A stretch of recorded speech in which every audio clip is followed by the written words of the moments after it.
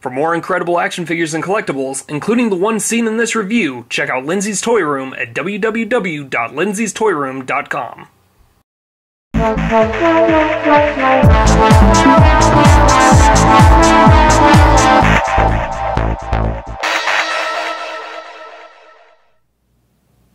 Hello YouTube, and welcome to Turmoil in the Toybox. I'm your host, Aaron Hauser, and today we're going to be reviewing the NECA 7-inch tall Godzilla figure from the Gareth Edwards film Godzilla.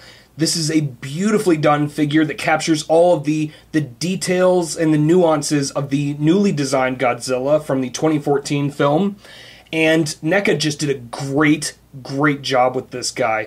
And surprisingly, he is actually really flexible. Now, I don't know why, I was not expecting this much articulation on a Godzilla figure. I'm used to the older Bandai figures, you know, that had just maybe some flexibility in the arms and some hip joints, stuff like that. But these are incredibly well done, and I'm so excited to be able to review this guy finally.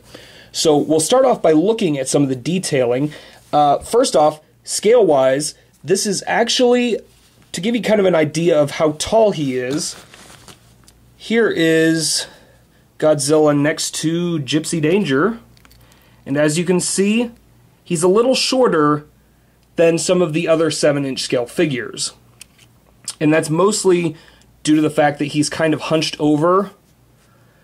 But he is actually the same size, not scale-wise, mind you, but he is the same size as, for instance, this is the SH Monster Arts Millennium Godzilla, and they are roughly the same height.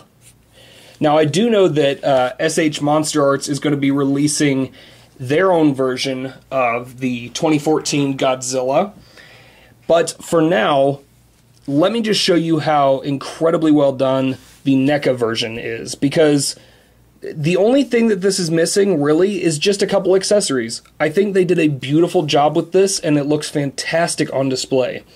So, starting off, he is 12 inches from head to tail, and he has a lot of articulation on this guy. A lot of articulation. You actually get him out of the box, and the end of the tail is detached so that it can fit in the case, in the clamshell packaging that it comes in. Has articulation points here, here, here, at the base of the tail there.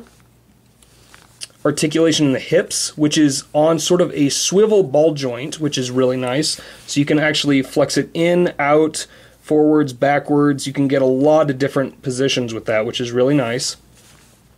Articulation in the knees. You have articulation in the ankles.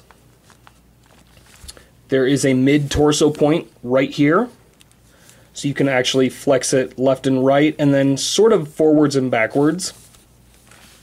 You have shoulder articulation, and those flex in and out, and then forwards and backwards, so I'm pretty sure those are actually kind of a ball joint right there.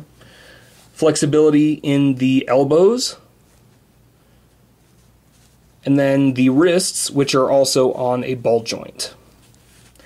And then getting into the incredibly well detailed head, you have articulation at the base of the neck right there.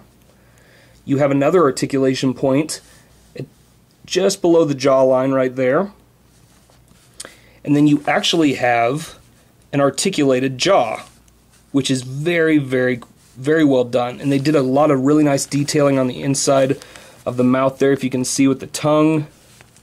The eyes look great, the teeth look fantastic. Great paint application on this one as well. Was very pleased with this guy right out of the box. It didn't have any sort of paint scrapes or anything from the clamshell packaging. Was really well done.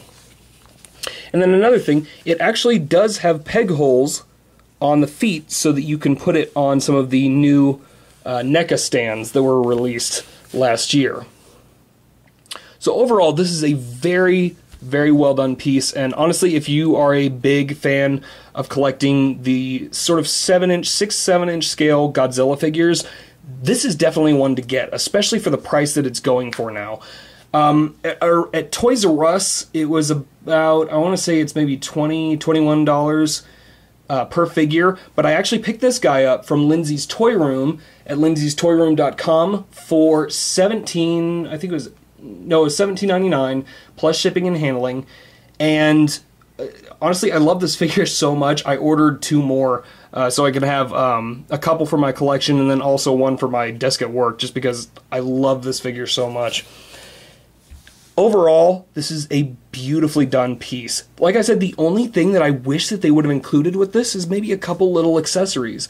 For instance, it would have been really cool if they would have had an attachment for the atomic breath, which looked fantastic in the film, I might add.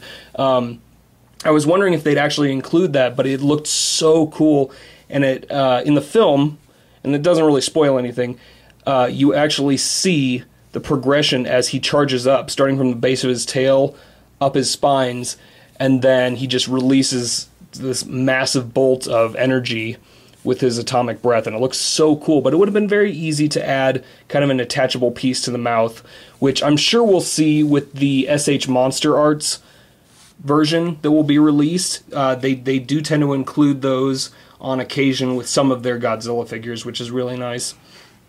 So overall, I think this is a beautifully, beautifully done piece. And as far as capturing the look and the details of the new Godzilla, I think NECA did a great job. And it actually gets me excited to see what they're doing with their next release, which I think comes out around June or July. I think it's mid-July. But they're doing one that is, I think, double this scale. They keep advertising this one as the 12-inch from head to tail version, and then the second inch, or excuse me, the second version is going to be a 24-inch from head to tail. So I'm guessing that's just going to be pretty much, as far as NECA figures are concerned, like a 12-inch scale tall figure, or yeah, around the size of maybe like their V for Vendetta figure, or some of their, like the 300 12-inch figures that they had, stuff like that. So overall, really, really pleased with this piece, and I just cannot get over the amount of detailing that they put into this. Everything just looks fantastic. I love the added articulation in the tail. Oh, another point that I forgot to add is that the last portion of the tail here is actually flexible. It has a very firm metal wire that runs through it, so you can actually curl it around the side, stuff like that, if you wanted to do some more poses with the tail like that. And overall, I just loved how they did the head sculpt and everything. They did a great job with the eyes. They did a great job with the mouth, with the tongue and everything. It looks fantastic. So, yep. But that's about it for this figure. If you have any questions about this guy, just leave them in the comments below, and feel free to check out some of my other reviews, including one that I did recently on the 2-foot-tall Jakks Pacific Godzilla figure, which is an incredible collectible piece if you're interested in the larger format figures. So, but yeah, that's about it. Thanks for watching.